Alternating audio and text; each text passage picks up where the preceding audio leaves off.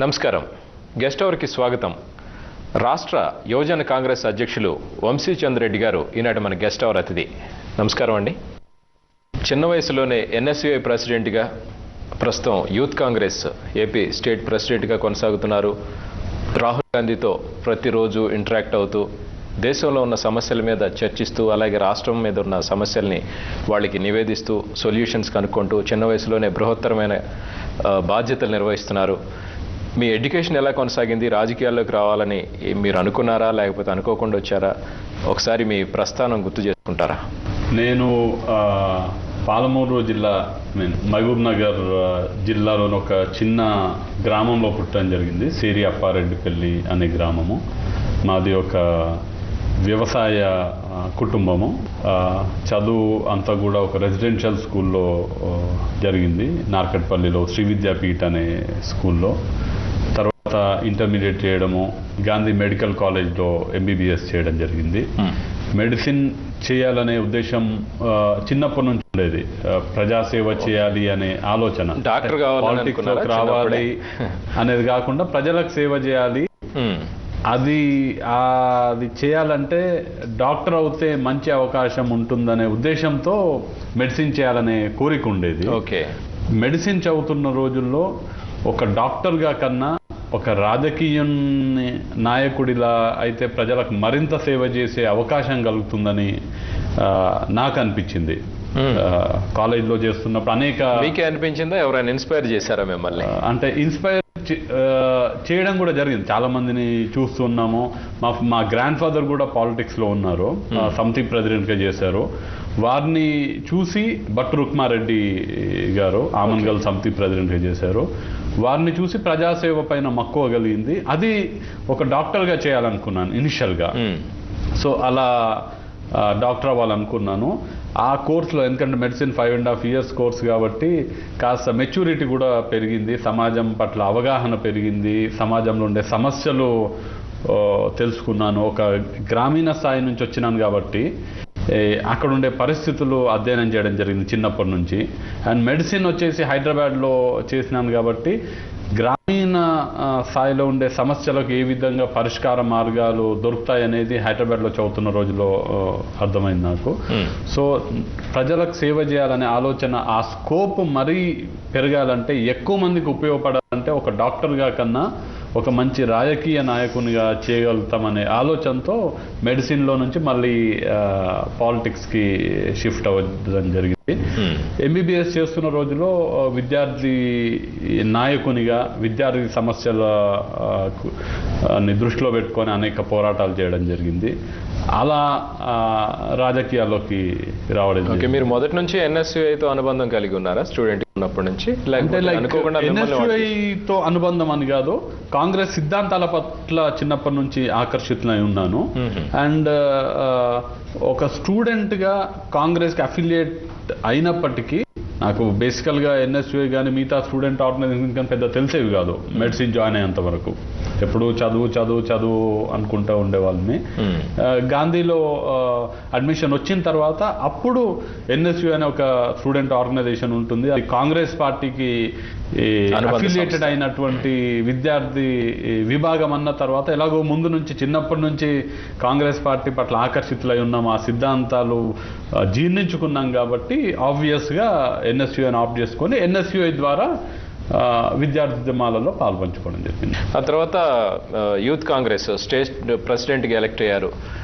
మిమ్మల్ని అభ్యర్థిగా ఎవరు మోటివేట్ చేశారు, ఎవరు డిసైడ్ చేశారు, ఎవరు ప్రోత్సహించారు? ఎలక్షన్స్ ఎలా జరుగుతాయి, స్ట్రక్చర్ ఎలా ఉంటుంది? ఫస్ట్ టైమే మీరు ఎలక్ట్ అయ్యి ఎంతోమంది సీనియర్స్ పిల్లల మీద మీరు ఘన విజయం సాధించి ఒక ఫస్ట్ టైమే మంచి పొజిషన్లో నిలబడగలిగారు. ఇది ఎలా సాధ్యమైంది? దీనికి క్రెడిట్ నేను పార్టీకే ఇస్తానండి. ఎందుకంటే నేను ఎన్ఎస్యుఐ ప్రెసిడెంట్గా ఉన్నప్పుడు రాహుల్ గాంధీ గారు యూత్ కాంగ్రెస్ ఎన్ఎస్యుఐకి ఇన్ఛార్జ్గా ఇప్పటికి కూడా ఉన్నారు. నేను ఎన్ఎస్యుఐ ప్రెసిడెంట్గా ఉన్నప్పుడు కూడా ఆయన ఇన్ఛార్జ్గా ఉన్నారు. వారు ఎప్పుడు కూడా ఒక విషయం చెప్పేవారు మాకు, మీరు ఎన్ఎస్యుఐ స్టేట్ ప్రెసిడెంట్ కానీ యూత్ కాంగ్రెస్ స్టేట్ ప్రెసిడెంట్ కానీ మీ మొదటి కర్తవ్యం ఏంటంటే గ్రామ స్థాయిలో పనిచేసే కార్యకర్తలను మీరు ఐడెంటిఫై చేయాలి. ఈరోజు ఎన్ఎస్యుఐలో యూత్ కాంగ్రెస్ ఎవరైతే నాయకులు ఉంటారో వాళ్ళే భవిష్యత్తులో మెయిన్ కాంగ్రెస్ పార్టీ నాయకులు అవుతారు, వాళ్ళే రేపు ఎమ్మెల్యేలు అవుతారు, వాళ్ళే రేపు ఎంపీలు అవుతారు, వాళ్ళే రేపు మినిస్టర్లు అవుతారు, వాళ్ళే భవిష్యత్ నాయకులు అవుతారు. కాబట్టి మంచి నాయకత్వ లక్షణాలు ఉన్న వాళ్ళని, క్యారెక్టర్ ఉన్న వాళ్ళని, నీతి నిజాయితీతో కాంగ్రెస్ సిద్ధాంతాలకు అనుగుణంగా పనిచేసే వాళ్ళని ఐడెంటిఫై చేయాలని రాహుల్ గాంధీ గారు ఎప్పుడు చెప్పేవారు. వారు చెప్పింది నేను తూచా తప్పకుండా ఎన్ఎస్యూఏలో ఉన్నప్పుడు ఇంప్లిమెంట్ చేశాను. నేను రాష్ట్ర అధ్యక్షునిగా ఉన్నప్పుడు ఈవెన్ ఒక మండల్ ప్రెసిడెంట్ని అపాయింట్ చేయాలంటే కూడా నేనే డైరెక్ట్గా వారితో మాట్లాడి వారి గుణగణాలను అధ్యయనం చేసి వాళ్ళని అపాయింట్ చేసేవాళ్ళము. అలా రాష్ట్ర వ్యాప్తంగా మంచి వాళ్ళని, నిజంగా పనిచేసే వాళ్ళని ఐడెంటిఫై చేశాం. కాబట్టి నాకు యూత్ కాంగ్రెస్ ఎన్నికల్లో పోటీ చేసినప్పుడు వాళ్ళందరి సహకారంతో నేను ఈజీగా గెలవడం జరిగింది. కాంగ్రెస్ పార్టీ సిద్ధాంతాలు నన్ను గెలిపించినాయి. నన్ను ఏ డైరెక్షన్లో అయితే పనిచేయమని రాహుల్ గాంధీ గారు చెప్పారో అదే డైరెక్షన్లో పనిచేశాను కాబట్టి నా విజయం సునాయాసమైంది. మీరు ఎన్ఎస్యుఏ ప్రెసిడెంట్గా ఉన్నప్పుడు కానీ ఆ మధ్య కొంతకాలం మీరు రాహుల్ గాంధీతో ఇంటరాక్ట్ అవటం, ఆయనతో కలిసి పనిచేయడం జరిగింది. ఆ తర్వాత యూత్ కాంగ్రెస్ ప్రెసిడెంట్గా ప్రతిరోజు ఆయనతో మీరు కలిసి పనిచేస్తుంటారు, భావజాలం పంచుకుంటూనే ఉంటారు. ఆయన దేశాన్ని నడిపించగల సమర్థత ఉన్న నాయకుడని మీకు అనిపించిందా? మిమ్మల్ని ఎలా గైడ్ చేస్తారు? ఆయన క్యారెక్టరైజేషన్ మీరు ఎలా అనలైజ్ చేస్తారు? దేశాన్ని భవిష్యత్తులో నడిపించడానికి రాహుల్ గాంధీ గారి కన్నా ఎలిజిబిలిటీ ఉన్న నాయకుడు ఎవరు లేనని నేను చాలామంది దేశంలో ఉన్న యువకుల్లాగా నేను కూడా భావిస్తున్నాను. ఎందుకంటే ఆయన ఒక పొలిటీషియన్ కాదు, హీజ్ ఎ లీడర్. జనరల్గా చెప్తూ ఉంటారు ఒక పొలిటీషియన్ అయితే నెక్స్ట్ ఎలక్షన్ కోసం ఎలా డిఫరెన్షియేట్ చేస్తారు? ఒక పొలిటీషియన్ ఏమో ఒక నెక్స్ట్ ఎలక్షన్ కోసం ఆలోచన చేస్తాడు, ఒక నాయకుడు మాత్రం భవిష్యత్తు తరాల గురించి ఆలోచన చేస్తాడని. అది రాహుల్ గాంధీ గారికి సరిగ్గా వర్తిస్తుంది.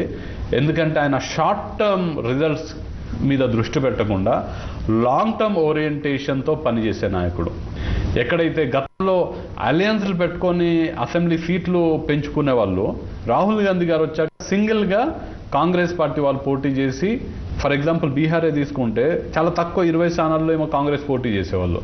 కాంగ్రెస్ పార్టీ ఒక నేషనల్ పార్టీ ఆ విధంగా మనం పనిచేయాలి, అన్ని స్థానాల్లో పోటీ చేయాలి అనే ఉద్దేశంతో ఎవరితో కూడా పొత్తులు పెట్టుకోకుండా సింగిల్గా కాంగ్రెస్ పార్టీ పోటీ చేయడం జరిగింది. దో కొన్ని అసెంబ్లీ సీట్స్ తగ్గినా కానీ కాంగ్రెస్ పార్టీకి వచ్చే పర్సెంటేజ్ ఆఫ్ ఓట్స్ పెరగడం జరిగింది. మంచి మార్పు సమాజంలో రావాలంటే రాజకీయాలు మారాలి, రాజకీయాలు మారాలంటే మంచి వాళ్ళు రాజకీయాల్లోకి రావాలి అనే ఉద్దేశంతో పనిచేసేవారు. మమ్మల్ని అందరినీ కూడా, ఇప్పుడు ఉదాహరణకు యువజన కాంగ్రెస్లో గతంలో నామినేటెడ్ సిస్టమ్ ఉండేది, ఇప్పుడు ఎన్నికల ప్రక్రియ ద్వారా నాయకులను ఎంపిక చేస్తున్నారు. అదొక్క ఉదాహరణ చాలు రాహుల్ గాంధీ గారు మనస్తత్వం ఏంటి, ఆయన నాయకత్వ లక్షణాలు ఏంటని తెలుసుకోవడానికి. నిజంగా నాయకుడు అంటే ప్రజల్లో నుంచి రావాలనే ఆలోచనతో ఉంటారు కాబట్టి ఎన్నికల ద్వారా నాయకులను ఎంపిక చేసే ప్రక్రియ దేశంలో ఏ రాజకీయ పార్టీలో కూడా ఈ ప్రక్రియ లేదు.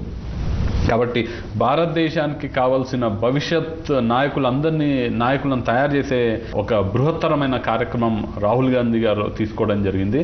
అండ్ రాహుల్ గాంధీ గారి వర్కింగ్ స్టైల్ చూస్తే కూడా మనకు చాలా స్పష్టంగా అర్థమవుతుంది. భారతదేశంలోని అణగారిన వర్గాల వారిని ముందుకు తీసుకెళ్లాలనే ఉద్దేశంతో ఎస్సీలను, ఎస్టీస్ని, మైనారిటీస్ని, మిగతా వాళ్ళందరికీ సమానంగా వాళ్ళకి అవకాశాలు కలిగించాలనే ఉద్దేశంతో పనిచేస్తారు. ఆయన మాటల్లో చాలాసార్లు చెప్పడం జరిగింది, భారతదేశంలో రెండు రకాల మనుషులు ఉన్నారు. ఒక రకమేమో ఆపర్చునిటీస్ సరిగ్గా దొరకట్లేదు, ఇంకొక వారికేమో ఆపర్చునిటీస్ దొరుకుతున్నాయి. ప్రతి ఒక్కరికి కూడా ప్రభుత్వం సమాన అవకాశాలు దొరికేటట్టుగా ప్రభుత్వాలు పనిచేయాలి, మన రాజకీయ నాయకులు అందరూ విధంగా పనిచేయాలి, భారతదేశంలో అందరూ సమానం అయ్యేటట్టుగా మనం ప్రయత్నం చేయాలని రాహుల్ గాంధీ గారు చెప్తారు. కాబట్టి ఆయనకు భారతదేశాన్ని లీడ్ చేసే లక్షణాలు ఉన్నాయి. 2014లో ఖచ్చితంగా రాహుల్ గాంధీ గారు ప్రధానమంత్రి అవ్వాలని మేమందరం కూడా ఆశిస్తున్నాము. ఒక యూత్ కాంగ్రెస్ ప్రెసిడెంట్గా యువతని రాజకీయాల్లోకి తీసుకురావడానికి ఎలాంటి ప్రయత్నాలు చేస్తున్నారు? ముఖ్యంగా యువత పబ్లిక్లో నుంచి ఇటువైపు రావడానికి, ముఖ్యంగా రాజకీయాల వైపు రావడానికి భయపడుతూ ఉన్నారు. ఈ రొంపి మనం అంటించుకోలేము, వదిలించుకోలేము అని చెప్పేసి మీరేం ప్రయత్నం చేస్తున్నారు? అసలు యూత్ నెసెసిటీ ఎంతవరకు ఉంది రాజకీయాల్లో? నిజంగా యూత్ నెసెసిటీ రాజకీయాల్లోకి రావడం చాలా అవసరం ఈ రోజుల్లో. అండ్ ఎందుకంటే ఈ ఏజ్ గ్రూప్లో స్వార్థం ఉండదు. యూత్ అంటే 35 years లోపు అని భావిస్తారు. ఈ ఏజ్ గ్రూప్లో 0% స్వార్థం ఉంటుంది. ఆ ఏజ్ గ్రూప్ దాటిన తర్వాత స్వార్థం పెరుగుతుంది మనిషిలో. కాబట్టి ఈ ఏజ్ గ్రూప్ ఒక వ్యక్తి రాజకీయాల్లోకి వస్తే నిస్వార్థంగా ప్రజల కోసము, సమాజం కోసము, దేశం కోసము నిస్వార్థంగా పనిచేసే అవకాశం ఎక్కువగా యువకులకు ఉంటుంది. కాబట్టి యువకులు ఎక్కువ స్థాయిలో రాజకీయాల్లోకి రావాలని కాంగ్రెస్ పార్టీ ఎప్పుడు కూడా భావిస్తుంది. కాంగ్రెస్ పార్టీ యువకుల్ని రాజకీయాల్లో అన్ని విధాలా ప్రోత్సహిస్తుంది. యువజన కాంగ్రెస్ తరఫున కూడా మేము యువతను కోరేది ఒక్కటే, మనందరం కూడా రాజకీయాలు చెడ్డవి, రాజకీయాలు నీచమైనవి, రాజకీయాలు భ్రష్టు పట్టిపోయినాయని అందరం కూడా చెప్తూ ఉంటాము. కాలేజీల్లో డిస్కషన్లో వింటూ ఉంటాము. యువకులు కొంతమంది అవాయిడ్ చేస్తున్నారు. అయితే యువకులు కోరేది ఏంటంటే చెడ్డవి అనే కన్నా మనము దాంట్లోకి వచ్చి దాన్ని మార్చే ప్రయత్నం మనం చేయాలి. సమాజంలో ప్రతి ఒక్క సమస్యకు కారణం రాజకీయాలే. అండ్ ప్రతి ఒక్క సమస్యకి పరిష్కారం కూడా రాజకీయాల నుంచి వస్తుంది. కాబట్టి సమాజం మారాలంటే రాజకీయాలు మారాలి. రాజకీయాలలో మనము కోరుకునే మంచి మార్పు రావాలంటే మనలాంటి మంచి వాళ్ళు రాజకీయాల్లోకి వస్తేనే ఆ మార్పు సాధ్యమవుతుంది. అలాంటి యువకులు రాజకీయాల్లోకి వస్తేనే మహాత్మా గాంధీ గారు కలలు కన్న భారతదేశాన్ని మనందరం కూడా స్థాపించుకోగలుగుతామని యువతకు రాష్ట్ర యువజన కాంగ్రెస్ తరఫున పిలుపునిస్తున్నాం. మీరు ఎలాంటి ప్రయత్నం చేస్తున్నారు ఈ విషయంలో? మేము ఎక్కువగా కాలేజెస్ని టార్గెట్ చేస్తున్నాము. యూత్ ఆర్గనైజేషన్స్ మన రాష్ట్రంలో చాలా ఉన్నాయి. ప్రతి ఒక్క గ్రామంలో 3-4 యువజన సంఘాలు ఉంటాయి. ఏ జిల్లాకి వెళ్ళినా కానీ, ఏ గ్రామంకి వెళ్ళినా కానీ అంబేద్కర్ యువజన సంఘం అని, వివేకానంద యువజన సంఘం అని, నేతాజీ యువజన సంఘం అని, రాజీవ్ యువజన సంఘం అని అనేక యూత్ ఆర్గనైజేషన్స్ ఉన్నాయి. వాళ్ళందరినీ కూడా మోటివేట్ చేస్తున్నాము. వాళ్ళందరూ కూడా మనం ఏ విధంగా అయితే మెడిసిన్ ఒక ప్రొఫెషన్, ఇంజనీరింగ్ ఒక ప్రొఫెషన్ అనేది ఏ విధంగా అయితే మనం అనుకుంటామో అలానే పాలిటిక్స్ని కూడా ఒక ప్రొఫెషన్గా తీసుకునే రోజు యువతలో రావాలని యువజన కాంగ్రెస్ ప్రయత్నం చేస్తుంది. వీళ్ళందరిలో కూడా అవేర్నెస్ క్రియేట్ చేస్తున్నాము.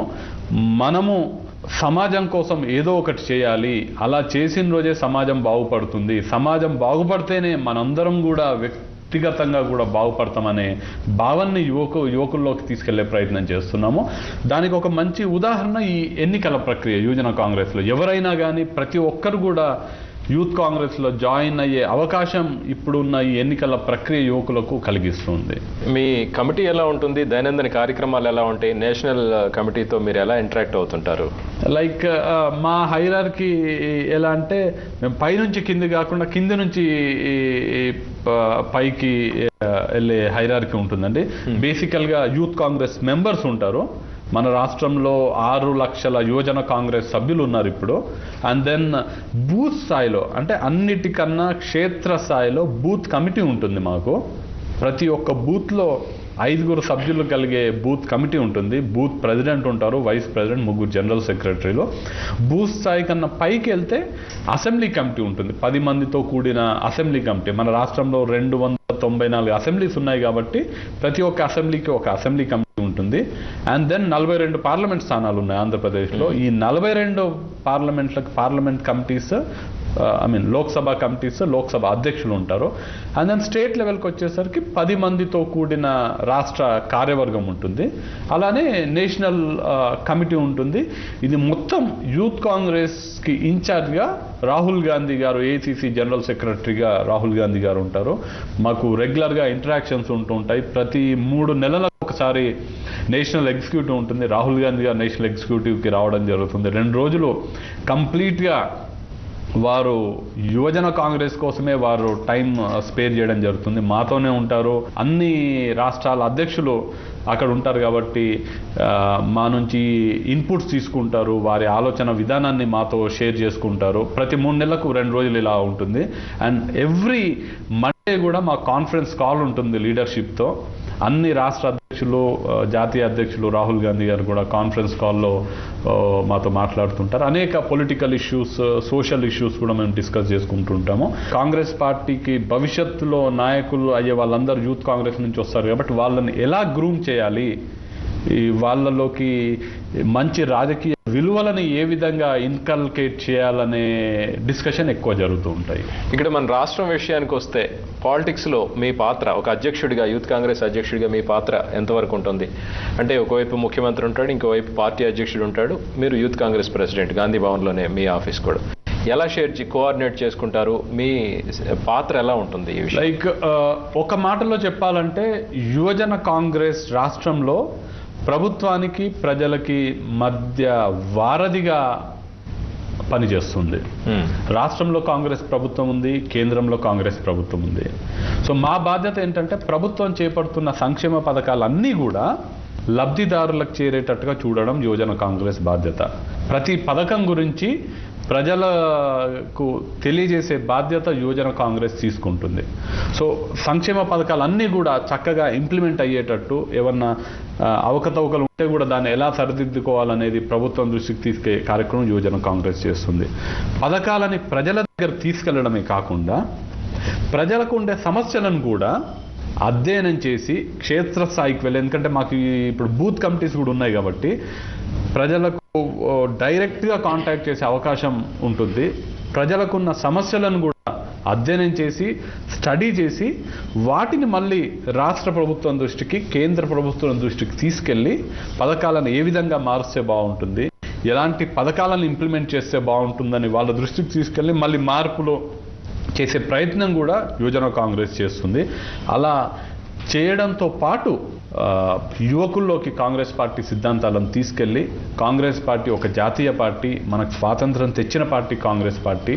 ఈరోజు భారతదేశం ప్రపంచంలో ఉన్న దేశాలతో పోటీ పడగలుగుతుందంటే దానికి కారణం కాంగ్రెస్ పార్టీ. కాంగ్రెస్ పార్టీకి నాయకత్వం వహించినటువంటి నెహ్రూ గారు కానివ్వండి, ఇందిరాగాంధీ గారు కానివ్వండి, ముఖ్యంగా రాజీవ్ గాంధీ గారు కానివ్వండి, అలాంటి వాళ్ళ నాయకత్వం వల్లనే ఈరోజు ప్రపంచంలో ఉన్న అగ్రదేశాలతో భారతదేశం పోటీ పడుతున్న యువకుల వద్దకు తీసుకెళ్ళడం, వారు కాంగ్రెస్ సిద్ధాంతాలను జీర్ణించుకునేటట్టు చేసుకోవడం, భారతదేశం మొత్తం ఒక్కటి, మనందరం భారతీయులనే భావన ఏదైతే కాంగ్రెస్ పార్టీలో ఉంటుందో అది ప్రజల వద్దకు తీసుకెళ్లే కార్యక్రమం యువజన కాంగ్రెస్ చేస్తుంది.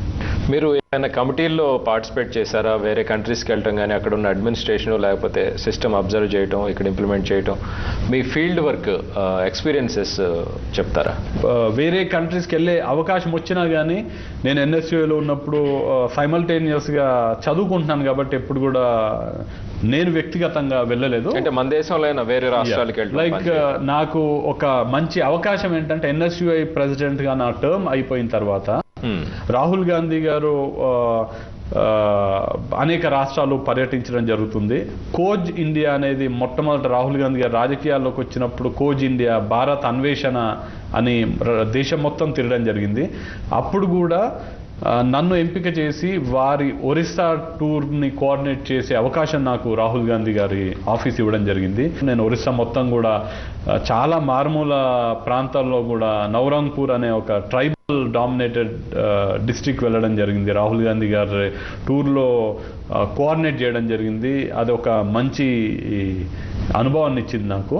అది ఎన్ఎస్యు అధ్యక్షునిగా ఉన్నప్పుడు. తర్వాత కూడా ఎన్ఎస్యు అధ్యక్షునిగా నా టర్మ్ అయిపోయిన తర్వాత 2010 తర్వాత కూడా కర్ణాటక, మహారాష్ట్రలో రాహుల్ గాంధీ గారి టూర్స్కి ఇన్ఛార్జ్గా ఉండడం జరిగింది. పూణేలో ఎంతోమంది విద్యార్థులతో రాహుల్ గాంధీ గారికి ఇంటరాక్టివ్ సెషన్స్ పెట్టించడం జరిగింది. అలానే కర్ణాటక గుల్బర్గా ప్రాంతంలో కూడా వారితో తిరిగే అవకాశం దక్కింది. అండ్ రాహుల్ గాంధీ గారు మొట్టమొదటిసారి ఐఐటిలో ఒక ప్రోగ్రాం చేసినప్పుడు గువాహటి ఐఐటి ప్రోగ్రాం కోఆర్డినేట్ చేసే అవకాశం కూడా నాకు దక్కింది. చాలా మంచి ఎక్స్పీరియన్స్. ఒక ఐఐటిలో ఉండే స్టూడెంట్స్ అందరితో రాహుల్ గాంధీ గారు ఇంటరాక్ట్ అవ్వడం అనేది. అండ్ దెన్ అస్సాంలో ప్రదేశ్ రిటర్నింగ్ ఆఫీసర్గా పనిచేసే అవకాశం కూడా పార్టీ నాకు ఇవ్వడం జరిగింది. నార్త్ ఈస్ట్లో ఆ హిల్లీ రీజియన్స్లో అక్కడ ఉండే బోడోస్తో కానీ, అక్కడ ఉండే ప్రజలతో కానీ చాలా చాలా నేర్చుకోవడం జరిగింది అస్సాంలో ఉన్నప్పుడు. అండ్ దెన్ జార్ఖండ్లో కూడా నక్సలైట్ ఎఫెక్టెడ్ ఏరియాస్లో కూడా కొన్ని సర్వేస్ చేయాలని పార్టీ ఆదేశిస్తే నక్సల్స్ ఎఫెక్టెడ్ ఏరియాస్లో కూడా వెళ్ళి నక్సల్స్తో ఉండి కూడా వాళ్ళతో కొన్ని రోజులు స్పెండ్ చేసి వాళ్ళ స్థితిగతులు కూడా తెలుసుకోవడం జరిగింది.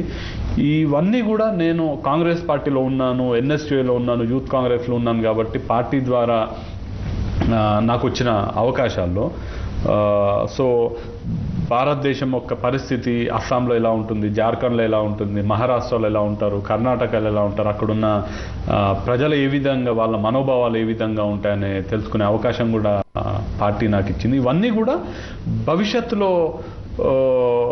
దేశ రాజకీయాల్లో కీలక పాత్ర పోషించే అవకాశం మాకు వచ్చినప్పుడు ఇవన్నీ కూడా ఉపయోగపడతాయి మనకు అనే ఉద్దేశంతో, అలాంటి దూరదృష్టితో రాహుల్ గాంధీ గారు మాలాంటి వాళ్ళకి అవకాశాలు కలిగిస్తారనే అనే భావన నాలో ఎప్పుడు కూడా ఉంటుంది. డెఫినెట్గా అవి బేస్గా చేసుకుని మీరు కేంద్ర స్థాయికి ఎదుగుతారని మేము గట్టిగా నమ్ముతున్నాం. అయితే పాలిటిక్స్లోకి రావడానికి ఒక సిలబస్ అంటూ లేదు, ఒక కోర్స్ అంటూ మీరు అన్నారు, ఎంబీబీఎస్ ఇంజనీరింగ్ చదవడానికి సిలబస్ ఉంది, కోర్స్ ఉంది, ఇట్లా వెళ్ళాలి, ఇలా సక్సెస్ అవ్వాలని. కానీ దేశాన్ని పరిపాలించే పాలిటిక్స్లో రావడానికి ఎలాంటి కోర్సు లేదు. మీరైతే మీకు మీరుగానే అబ్జర్వ్ చేసుకుంటూ వస్తూ ఉన్నారు, సక్సెస్ అయ్యారు. యూత్కి ఏం మెసేజ్ ఇస్తారు, ఎలా రావాలి పాలిటిక్స్లోకి రావాలంటే, ఎలా సక్సెస్ కావాలి? నా ఉద్దేశంలో అంటే పాలిటిక్స్లోకి రావాలంటే మిగతా మెడిసిన్లోకి రావాలంటే ఒక కోర్స్ ఉంటుంది, ఇంజనీరింగ్ రావాలంటే ఒక కోర్స్ ఉంటుంది, ఎంసెట్ రాయాలి, ఐఐటి ఎంట్రన్స్ రాయాలి, జాయింట్ ఎంట్రన్స్ ఎగ్జామినేషన్స్ రాయాలి. ఏ విధంగానైతే ఈ ఎంట్రన్స్ ఎగ్జామినేషన్స్ ఉంటాయో ఈ కోర్సులోకి వెళ్ళడానికి, నా ఉద్దేశంలో పాలిటిక్స్లోకి రావాలి అంటే వ్యక్తిత్వం ఉండాలి, ప్రజలకు నిస్వార్థంగా సేవ చేసే తపన ఉండాలి. ఇవి వాటికి ఎలిజిబిలిటీ. కోర్స్ అవసరం లేదు, ఏమీ అవసరం లేదు. ఈ లక్షణాలు కనుక ఉంటే పాలిటిక్స్లోకి వచ్చే అర్హత ఉన్నట్టే.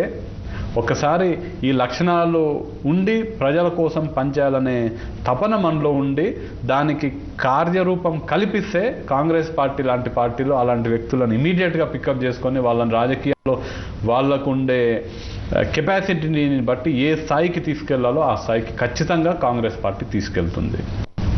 అలా చేయాలనే ఉద్దేశంతో యువజన కాంగ్రెస్కి ఇన్ఛార్జ్గా రాహుల్ గాంధీ గారు ఉన్నారు. ఎందుకంటే ఈరోజు ఇప్పుడు ప్రధానమంత్రి కావాలనుకున్నా కానీ రాహుల్ గాంధీ గారు ప్రధానమంత్రిగా అవ్వగలుగుతారు.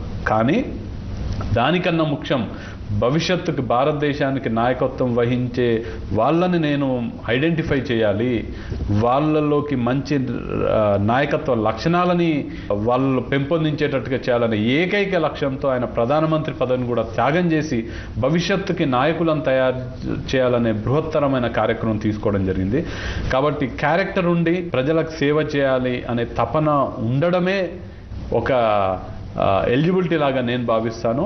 అది ఉంటే ఆబ్వియస్గా రాజకీయ పార్టీలు వాళ్ళని ఏ విధంగా ట్రైన్ చేయాలో, వాళ్ళని ఏ విధంగా గ్రూమ్ చేయాలో వాళ్ళని పార్టీలు గ్రూమ్ చేసుకుంటాయి. ఒక వ్యవసాయాధారిత కుటుంబం నుంచి వచ్చిన మీరు, భారతదేశం అంటే పల్లెలు పట్టుగొమ్మలు లేకపోతే వెన్నెముక భారతదేశానికి పల్లెసీమలు అంటారు కదా, మీరు రాష్ట్రానికి సంబంధించి ఒక యూత్ లీడర్ స్థాయిలో ఉండి అంతకుముందు ఏదైనా అనుభవం ఉందా? పల్లెలతో కలిసి పనిచేయటం కానీ, రైతులకి, ట్రైబల్స్ ఇలాంటి వాటికి సేవ చేసిన సందర్భం ఉందా? ఇప్పటికీ కూడా ఒక వ్యవసాయ కుటుంబం నుంచి వచ్చినందుకు నేను గర్వపడుతున్నాను, ఎప్పటికీ కూడా గర్వపడతాను. ఆ బ్యాక్గ్రౌండ్ నుంచి వచ్చాను కాబట్టి వారికి ఏం చేశానంటే, నేను ఇప్పుడే కాదు, నేను మెడిసిన్ చేస్తున్న రోజుల్లో మిగతా స్టూడెంట్స్తో కలిపి, మా కొలీగ్స్తో, ఒక మెడికల్ కాలేజ్ స్టూడెంట్స్ అందరం కూడా కలిసి గాంధీ ఉస్మానియా నుంచి లైక్ మైండెడ్ స్టూడెంట్స్ అందరం మేము ఒక ఆర్గనైజేషన్ స్టార్ట్ చేయడం జరిగింది, సపోర్ట్ అనే పేరుతో, society for uplifting the poor of rural territories చేసి, దాని ద్వారా ట్రైబల్ ఏరియాస్లో పర్టికులర్గా లంబాడి తండాస్లో వాళ్ళు చాలామంది కూడా ఈ గుడుంబ చేసుకుంటూ దాని నుంచి వచ్చే రాబడితో బతుకుతూ ఉంటారు. అలాంటిది ఆపాలనే ఉద్దేశంతో సెల్ఫ్ ఎంప్లాయ్మెంట్ ప్రోగ్రామ్ వాళ్ళకు ఒకటి క్రియేట్ చేయాలనే ఉద్దేశంతో మారుమూల తండలకు వెళ్ళి అక్కడ స్టడీ చేసి వారికి వెర్మీ కంపోస్ట్ అనే ఒక టెక్నాలజీని వారికి ఇంట్రడ్యూస్ చేయడం జరిగింది. వెర్మీ కంపోస్ట్ అంటే వానపాములతో ఎరువు తయారు చేసే టెక్నాలజీ. ఎవరెవరైతే గుడుంబా తయారు చేస్తున్నారో వాళ్ళని ఐడెంటిఫై చేసి వాళ్ళకి అవేర్నెస్ క్రియేట్ చేసి దాని ద్వారా వచ్చే నష్టాలని చెప్పి దాన్ని ప్లేస్లో వెర్మీ కంపోస్ట్ టెక్నాలజీ ఇంప్లిమెంట్ చేసి ఆ వెర్మీ కంపోస్ట్ తయారు చేయించి వాళ్ళతో అది అమ్మితే ఎంత లాభం వస్తుందో చూపించి దాని ద్వారా ఒక సెల్ఫ్ ఎంప్లాయ్మెంట్ ప్రోగ్రామ్ క్రియేట్ చేసే కార్యక్రమం చాలా తండాస్లో, పర్టికులర్గా మహబూబ్నగర్ జిల్లా కల్వకుర్తి ప్రాంతంలో అండ్ రంగారెడ్డి జిల్లాలో ఉండే తండాస్లో ఈ కార్యక్రమాలు చేయడం జరిగింది. అది ఇంప్లిమెంట్ చేసిన తర్వాత మాకందరికి ఎంత సంతోషం వేసిందంటే దాదాపు ఒక 100 కుటుంబాలని గుడుంబాతో బతికే కుటుంబాలని కంప్లీట్ గా తీసేయించి ఆ గుడుంబా ప్లేస్ లో వెర్మీ కంపోస్ట్ టెక్నాలజీ ఇంప్లిమెంట్ చేసి దాని ద్వారా వచ్చే వెర్మీ కంపోస్ట్ అమ్ముకుంటే వాళ్ళకి డబ్బులు వస్తే దాంతో వాళ్ళు పిల్లల్ని స్కూల్కి పంపించడం అలాంటి కార్యక్రమాలు చేసేవాళ్ళు. అదొక మంచి ఎక్స్పీరియన్స్ మాకు మెడికల్ కాలేజ్లో ఉన్న రోజుల్లో. సో ఇప్పుడే కాదు, ఎప్పుడు కూడా నేను వచ్చిన గ్రామీణ వాతావరణాన్ని మర్చిపోకుండా, ఆ రైతు కుటుంబాన్ని మర్చిపోకుండా, రైతును మర్చిపోకుండా, ఎప్పుడు ఏ అవకాశం వచ్చినా కానీ వీలైనంత మా స్థాయిలో రైతులకు ఖచ్చితంగా సేవ చేసే కార్యక్రమం ఎప్పుడు కూడా చేస్తాము. ఒక యువకుడిగా ప్రస్తుతానికి యువకులు ఆశించే పదవిలో అత్యున్నత స్థానంలో ఉన్నారు. భవిష్యత్తులో మీరు కెరీర్ ఎలా ప్లాన్ చేసుకోబోతున్నారు, ఎలా సేవ చేయాలనుకుంటున్నారు? లైక్ అండి, ఒక రాజకీయ నాయకునికి నా ఉద్దేశంలో నేను ఇది కావాలి, నేను అది కావాలి, నేను ఒక ఎమ్మెల్యేని కావాలి, ఎంపీని కావాలి, మంత్రిని కావాలి అనే ఆలోచన ఉండకూడదు అనుకుంటాను నేను. ఉదాహరణకి నేను ఎన్ఎస్యుఏ ప్రెసిడెంట్గా చేశాను. ఎప్పుడు కూడా నేను యూత్ కాంగ్రెస్ ప్రెసిడెంట్ అవ్వాలి, అది నా టార్గెట్ అనుకోలేదు. కానీ రాష్ట్రంలో కాంగ్రెస్ పార్టీలో ఉన్న యువకులు, యువజన కాంగ్రెస్లో ఉన్న కార్యకర్తలు ఎస్ వంశీ అనే వ్యక్తి యువజన కాంగ్రెస్ అధ్యక్షుడు అయితే బాగుంటుందని భావించారు కాబట్టి నన్ను వాళ్ళు ఎన్నుకోవడం జరిగింది. భవిష్యత్ రాజకీయాల్లో కూడా నేను పార్టీ కోసం పనిచేసుకుంటూ పోతాను. కాంగ్రెస్ పార్టీ నాకు ఏ బాధ్యత ఇస్తే ఆ బాధ్యత చేస్తాను. రాహుల్ గాంధీ గారు ఏ పనప్ప చెప్తే ఆ పని నిస్వార్థంగా, సిన్సియర్గా, కమిటెడ్గా ఆ పని చేస్తాను. ప్రజలకు సేవ చేసే కార్యక్రమాలు చేస్తాను. ఒకవేళ ప్రజలు ఇతనికి ఈ పదవి వస్తే బాగుంటుంది, మనకు మేలు జరుగుతుంది అనుకుంటే ప్రజలు ఆ పదవి నాకు కట్టబెడతారు. ప్రజలు కనుక నేను ఒక ఎమ్మెల్యే అవుతే బాగుంటుంది అనుకుంటే నన్ను ఎమ్మెల్యేగా చేస్తారు. పార్టీ ప్రజలు అనుకుంటే, పార్టీ ప్రజలు ఇతను ఇంకేదో అయితే బాగుంటుంది అనుకుంటే ఆ అవకాశాన్ని నాకు కల్పిస్తారు. సో నా ఆలోచన పార్టీ కోసం పనిచేయడము, ప్రజల కోసం నిస్వార్థంగా పనిచేయడము. ఇక పదవులు అంటారా, దాని వెనకాల పెద్ద పదవుల వెనకాల పాకులాడడం సరికాదేమో నేను అనుకుంటాను. ముఖ్యమంత్రి గారు కూడా చాలా స్పష్టంగా అనేక సార్లు చెప్తూ ఉంటారు. ఐ మీన్ ఒక వెల్ విషర్గా నాకు కూడా అనేక సార్లు చెప్పడం జరిగింది. పదవుల వెంట మీరు పరిగెత్తకూడదు, మీరు పని చేస్తూ ఉంటే, మీరు నిజాయితీగా నిస్వార్థంగా పనిచేస్తుంటే పదవులే మీ వెంట పరిగెత్తాయని.